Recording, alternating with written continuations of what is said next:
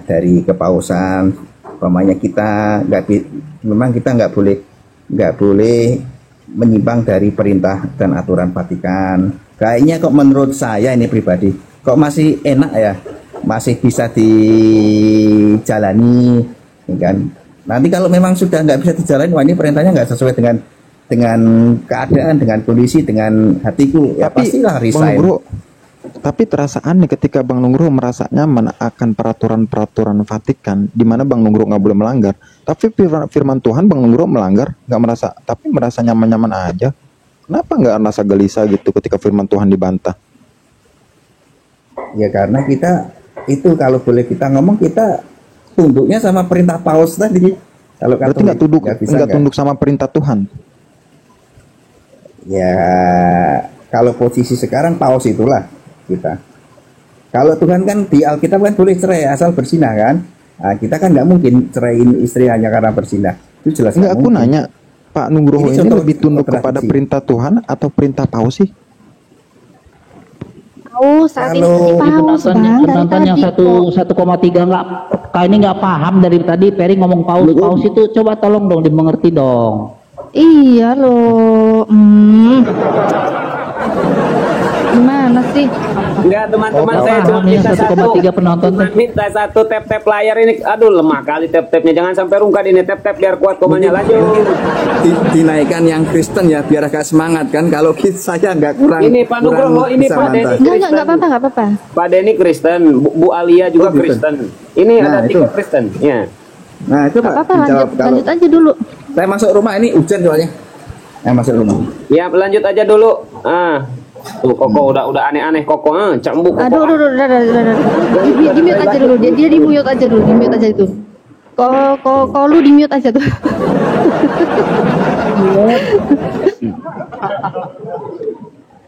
Itu apa, jangan dibully dong, kasihan lu itu, jangan dibully. Nangis lu. Emaknya jauh. Bukan pasien itu mah. Iklan host 10 teman-teman 10 lanjut. Ya, sambil lanjut diskusi. Ini ukuran PC-nya berapa kok? Astagfirullahaladzim. Maksudnya lo canopo ikat mangi kok lu ini. Oke, lanjut Ahi Peri, nanti kalau udah selesai saya lempar ke Mbak Natali. Silakan Ahi, dikelarkan dulu Ahi Peri. Iya teman-teman, pertama gini ya, maksud aku itu Paus itu bukan Paus yang gift itu bukan, tapi Paus yang ada di Vatikan itu Paus Benedictus, Paus Franciscus. Nah itulah Paus. Sebahas itu gue juga bercanda, Per. Lanjut. Ya ampun. Ya elah ilallah. Ini memang kayaknya mainnya kurang jauh, dia kok Benny mainnya kurang jauh ini memang. Aduh. Pak, masalahnya kita ketemunya di TPI, nggak usah ke Vatikan, tempat pelelangannya banyak. Abuya WL-nya Paus kan Natali. Ya udah lanjut diskusi lah. Aduh, ini orang nonton ini pengen dapat edukasi loh. Lanjut. Sabar ya penonton setia channel YouTube Natalia Iriani dan juga live diskusi yang lagi live sekarang. Sabar ya, harap menanti karena ini memang narasumbernya ini memang agak lain ini ya. Lanjut. Tapi begini Mbak Natali, saya minta tanggapan dulu nih sama ibu ini. Coba dari ibu-ibu, Bu Alia, coba dibuka mute-nya Bu biar gak jadi berhala nanti disembah Ibu, bahaya. Silakan Bu. Ya ampun, aduh. Ya kenapa? Musiknya. Bu, musiknya amankan dulu. Musik. Aduh, Ibu di mute dulu ya Bu, musik Bu, berserak YouTube Bu. Itu, Ahi Peri tuh di bawah ada yang Handi marah. Siapa yang pakai foto gua katanya tuh. Wah, kacau ini Mbak Natali. Ikutan iklan dong buat pemirsa YouTube Natalia Iriani, ikutin juga YouTube-nya saya Ko Aziz Lu, Ketua Mualaf. Pindah semuanya ke Ko Aziz, pindah semua. Pasti kalian nggak mau pindah, aku tenang aja. Yang nonton di YouTube Natalia Iriani itu setia. Itu Bang Handi. Host, Bang Handi minta permintaan nggak? Kalau minta permintaan saya turun di bawah. Enggak ada. Lanjut dulu. Nggak ada. Lanjut aja dulu. Ini terus nih mau gimana ini dari tadi? Ayo ndang. Aduh, gergetan aku. Ya, lah. Aduh. gimana mau diterusin kan Natali yang dia percaya dan dia imani perkataan Paus daripada perkataan kitab suci atau firman Tuhan. Gimana mau dilanjutkan Abu ya? Ini gini loh Natali. Pak Nugroho ini orangnya santun, apapun dijawabnya dengan santun. Iya. Apalagi Pak Denny, ya kan, Pak Denny ya memang kebadinya kayak pokoknya sakara PDW lah pokoknya, terserah kamu lah gitu. Nah tinggal Bu Alia nih yang ditanya. Kalau antara dua-dua beliau ini jangan ditanya lah udah. Nggak apa-apa lah ditanya, Bu Alianya lagi musik kok, YouTubeku besar nanti. Aku Oh aja yang gitu, nanya ke ya Pak lanjut Nugroho lanjut Pak kalau Nugroho, gitu. lanjut. Berisik di tempatku. Ya, Iya, Natal itu di-mute aja dulu. kalau belum ini takut mecahin piring, sendok, gelas, garpu nanti pecah semua dia. Lanjut. Karena gini Ustaz Abu ya, walau sekalipun aku buka firman Tuhan dari zamannya Yesus masih ada sampai sekarang, dia nggak percaya, yang dipercaya omongan paus. Waduh.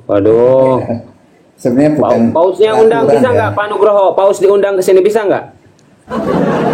Nah itu namanya Centang satu bang, centang satu. Aku ya centang satu bosnya. Lanjut Mbak Natali, lanjut. Ya gini ya Pak Nugroho, memang tadi Pak Nugroho kan bilang hidup itu seperti roda berputar, tapi itu mungkin kehidupan Pak Nugroho aja ya. Soalnya kalau kehidupan saya itu insya Allah seperti tangga, jadi saya terus naik tanpa turun insya Gitu, Allah. keren ya. Ya, Keren, karena keren. kalau berputar saya akan kembali lagi ke titik itu dan saya nggak mau kembali lagi ke Kristen. Saya nggak mau Oh, gitu. kembali lagi. Iya, saya nggak mau dan semoga Allah ridhoi saya mati dalam keadaan Muslim. Amin. Ya. Jadi begini Pak Nugroho ya, kayak Oten aja nih jadi begini kan.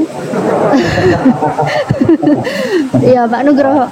Kalau Pak Nugroho tadi bilang kan, memang kalau mengikuti Vatikan sampai sekarang masih Vatikan, masih ke Paus gitu. Ya memang Iya, sulit iya, untuk iya. untuk dilanjutkan kalau memang itu menjadi acuan gitu loh. Ya memang Nah. itu kalau kita Katolik Vatikan tuh. Iya, karena begini Pak, kalau memang ranahnya iman, itu kita nggak bisa ganggu gugat. Tapi kalau ranahnya kita benar-benar menggunakan ilmiah, pasti ada standarnya kan begitu. Ya, Ini betul, standar betul. tertinggi di kekristenan ini siapa? Di Katolik ini siapa standar tertingginya?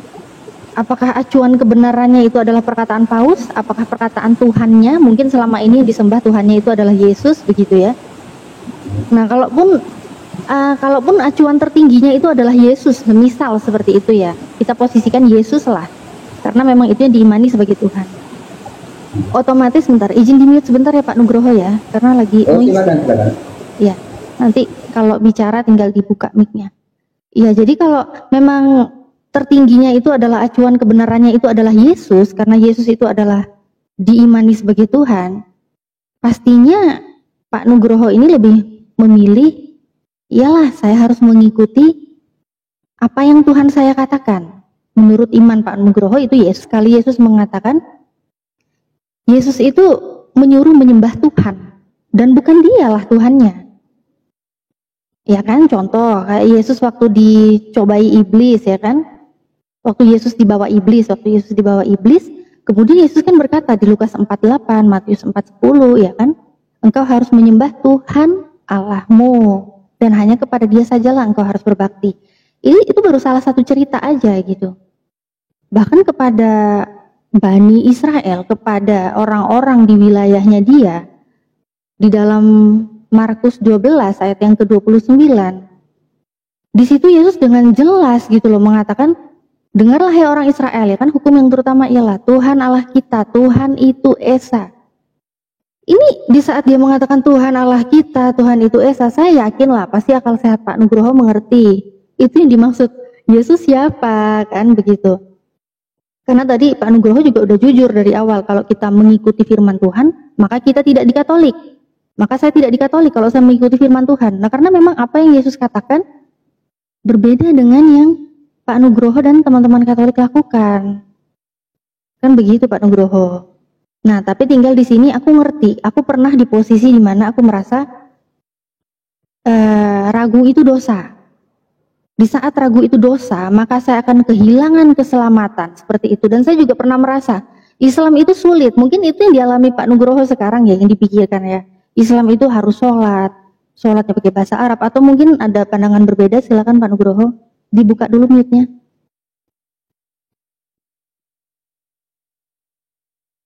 Mute-nya dibuka dulu Pak Nugroho, sebentar.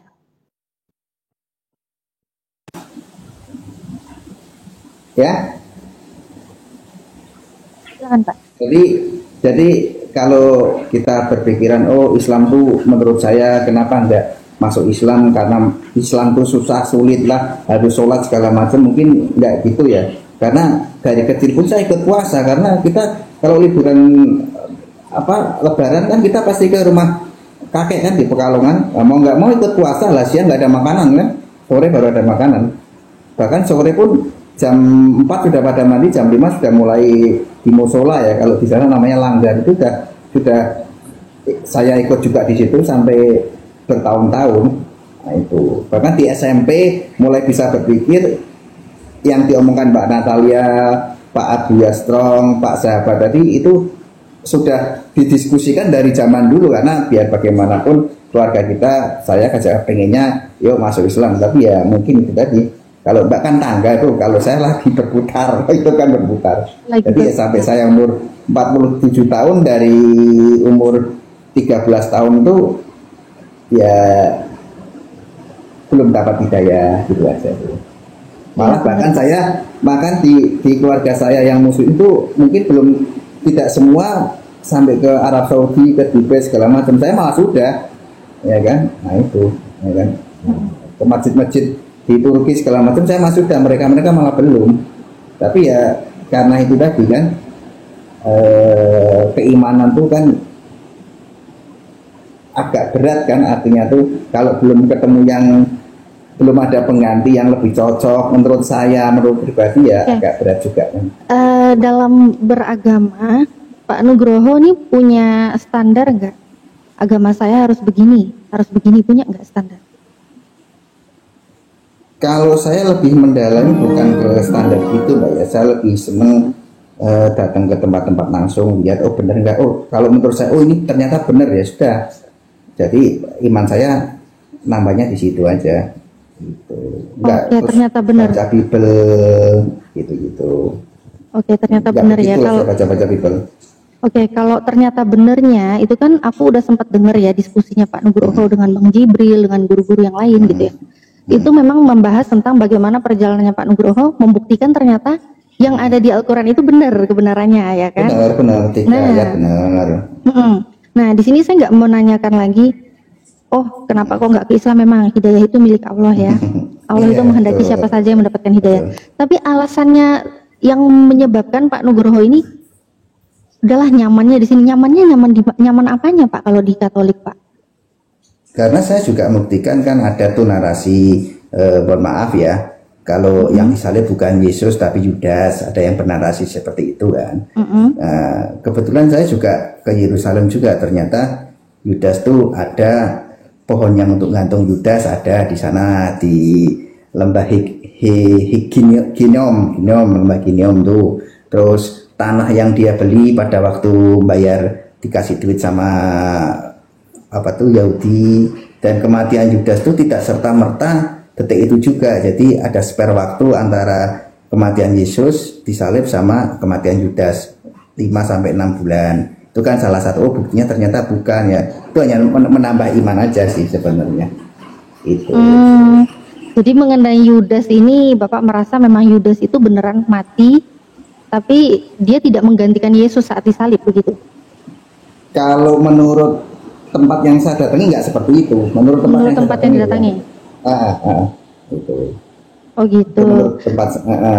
Tadinya saya kan juga masuk sih Yudas, coba saya buktiin. Nah makanya pas kemarin lah, Natalan kemarin kan kita satu keluarga ke sana kan, lihat oh ini tempatnya apa namanya, ada di TikTokku ada tuh aku posting kan.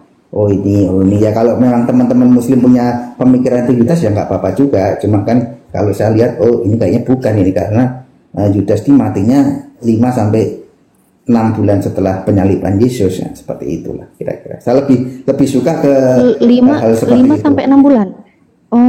Tapi begini Pak, tadi Bapak bilang kan berdasarkan tempat yang Bapak datangin itu Yudas itu memang ada pohonnya, gantung diri. Oke. Tapi bagaimana dengan kabar di dalam Bible Bapak, di dalam Kisah Para Rasul 1:18, bahwa di situ Yudas itu setelah membeli tanah, kemudian Yudas itu malah jatuh, tertelungkup, isi perutnya semua tertumpah keluar. Benar. Jadi dia kalau di orang situ berpendapat setelah dapat duit tadi, dia jalan dari Golgota, penyaliban Yesus ke tempat dia gantung diri itu kan, gantung, memang dia agak tebing itu Mbak, agak tebing tuh, agak tebing jadi dia gantung diri di situ setelah beli tanah. Kan kita nggak mungkin kan, kalau umpamanya logika saya berpikir, kalau memang dia gantiin Yesus kan jam 5 ditangkap, jam 3 mati, terus kapan dia beli tanah, kan seperti itu, ya kan, logika saya nih. Ternyata sampai sana benar, ternyata dia sudah sempat beli tanah, ya kan, di pohon tinggi itulah dia gantung diri. Dan sekarang tanah darah itu sekarang jadi gereja ortodoks di situ. Jadi kita kalau dari apa tuh Mesir, Yerusalem ke Bethlehem itu pasti pada waktu Yerusalem ke Bethlehem itu pasti lewat. Itu kan nggak tahu ya Yudas yang mana, tapi kalau yang yang dimaksud Muslim itu Yudas yang mana kita nggak tahu. Tapi kalau yang digantung itu Yudas murid Yesus itulah. Itu. Begitu ya Pak ya. Menurut saya, menurut fakta yang saya lihat. Menurut fakta yang dilihat. Oke. Ya. Tapi ini kan begini Pak ya. Kalau menurut fakta yang Bapak lihat seperti itu, tapi di Bible sendiri kayak jam penyalipan itu juga ada perbedaan. Kalaupun Bapak melihat langsung gitu ya, misalnya Bapak melihat langsung nih, oh saya yakin, saya melihat langsung ini ada sejarahnya, bukti-bukti sejarahnya, begitu ya Pak ya. Ini ada bukti sejarahnya, diceritakan begini, begini. Tapi itu fakta sejarah dengan Bible Bapak sendiri aja, jangankan fakta sejarah dengan Bible sama Bible aja itu Bapak sendiri juga udah ngakuin adanya kontradiksi. Salah satu contoh jam penyalipan. Nah, apakah wajar gitu Pak? Sebuah kitab suci yang diyakini itu adalah sebuah kebenaran, tapi ada kontradiksi di dalamnya. Apakah itu wajar diimani sebagai kitab suci? Kalau untuk jam penyalipan itu, kalau yang saya tahu jam 12 mulai disalib ya. Kalau itu kita nggak membahas itunya ya. Yang saya bahas, kalau memang Yudas yang digantiin, berarti kan Yudas itu dari jam 5 ditangkap sampai jam 3 meninggal, ya kan? Terus kapan dia sempat beli tanah di lembah Ginom itu kalau memang dia gantiin Yesus? Kan pertanyaan seperti itu, ya kan? Kan nggak mungkin dia di penjara terus bisa keluar balik lagi ke penjara, kan nggak mungkin, kecuali di Indonesia. Kalau di sana kan nggak mungkin kan seperti itu, ya kan?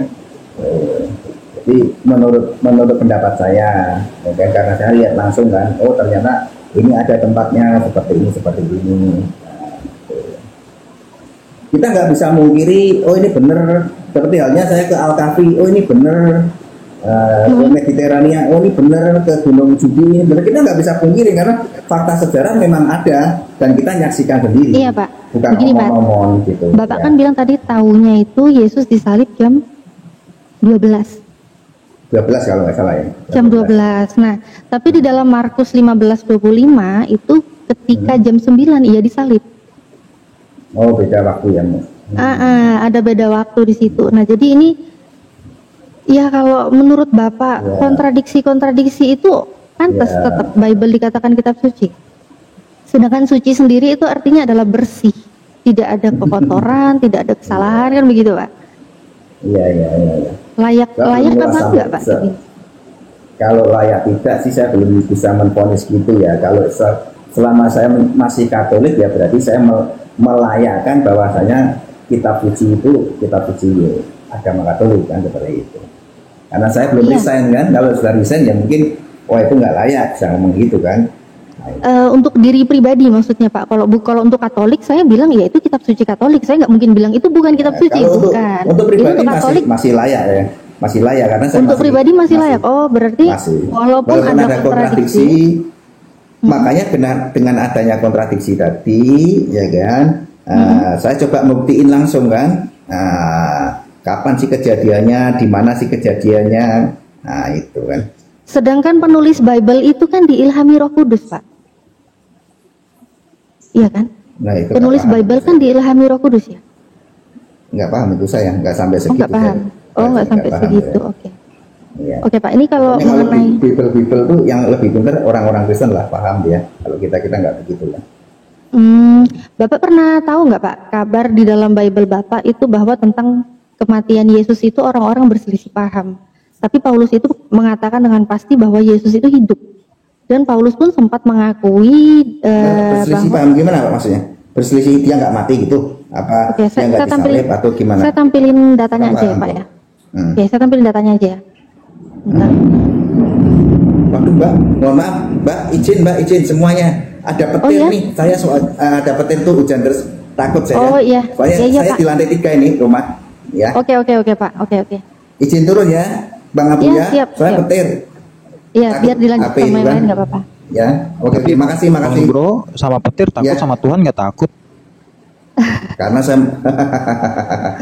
Terlalu jujur Bang Ferry.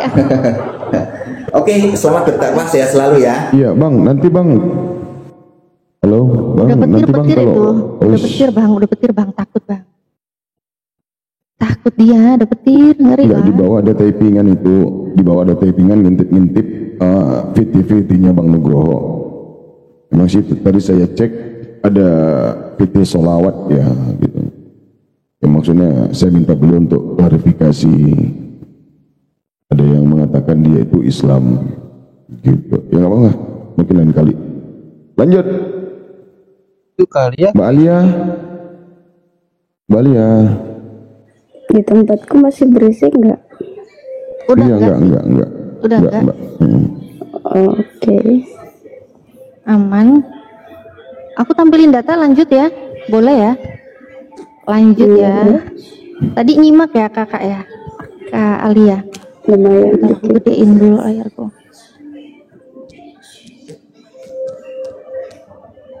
Oke, ini ya. Mengenai Yesus. Ini di dalam Kisah Para Rasul 25:19. Di sini, tetapi mereka hanya berselisih paham. Aduh, kok musik ya? Di mute dulu ya kak ya, nanti kalau bicara dibuka mic-nya. Tetapi mereka hanya berselisih paham dengan dia tentang soal agama mereka dan tentang seorang bernama Yesus yang sudah mati. Sedangkan Paulus katakan dengan pasti bahwa ia hidup. Nah, ini Itu Paulus tadi- mengatakan Itu Kisah Rasul berapa? Kisah Rasul 25:19. Kak Alia mohon izin bisa menjauh dulu dari musik Kak Alia. Aduh, kita live YouTube guys, kita live YouTube. Jangan ada musik dulu. Aku sapa Bang Handi dulu ya. Assalamualaikum Bang Handi. Ya, waalaikumsalam warahmatullahi wabarakatuh. Lanjut lagi tuh. Iya, ini Kak Alianya dari tadi noise musik loh tapi. Yang Kristen-Kristen lain mana nih? Belum ada yang naik. Maaf kalau kayak begitu, kalau misalnya berisik banget, soalnya kan memang musiknya nggak bisa dimatiin karena saya lagi di tempat orang. Yang ada saya diusir. Oh ya udah. Jadi Mute aja dulu. kalau misalnya ngeganggu ininya, saya turun aja ya. Nanti Iya, lain iya, kali iya, Kak. kalau nggak ini. Oke, Iya terima Kak, iya kasih. Kak. Nanti insya Allah naik lagi aja. Oke. Aduh, musiknya guys. Ya, musiknya ya. Kalau tadi diskusi sama Pak Nugroho itu sayang banget ya, Pak Nugrohonya itu santun ya kan. Begitu mau ditunjukin data tapi memang kondisi alam di sana ya. Sedang cuacanya tidak baik. Ini Kak Gras ini Kak Natali. Muslim. Mana Gras? Ini Gras. Di aku belum muncul. Oh, mungkin masih muter kali ya. Mungkin. Iya, belum muncul. Belum muncul ya. Ini tutup dulu lah, belum ada teman-teman Kristen nih, tutup dulu nih. Iya, jadi sebenarnya gini ya, kalau orang-orang itu mau punya prinsip ataupun tidak berprinsip dalam berkeyakinan sih itu memang hak masing-masing ya. Cuma kaget aja gitu kalau ada orang yang memang sudah mengetahui bahwa ini nih kitab yang saya imani ini adalah kitab suci, tapi dia udah tahu di situ ada kontradiksi. Dia udah tahu ini yang benar yang mana juga dia bingung gitu. Tapi bingung juga, saya lebih bingung lagi kenapa dia masih tetap lanjut di situ. Ya. Harusnya kalau berdasarkan definisi aja udah jelas suci itu bersih loh. Berarti nggak ada yang kotor, nggak ada yang salah kan gitu. Ntar aku cari teman-teman Kristen lagi ya. Ini yang Kristen coba typing ya, yang Kristen aku naikin satu-satu coba ya. Ini ada Mr. Media sama Bang Jack nih Kak Natali. Udah kelihatan belum ya? Belum kelihatan. Kenapa ya kok gitu ya? Itu masih berupa roh mungkin Kak Natali.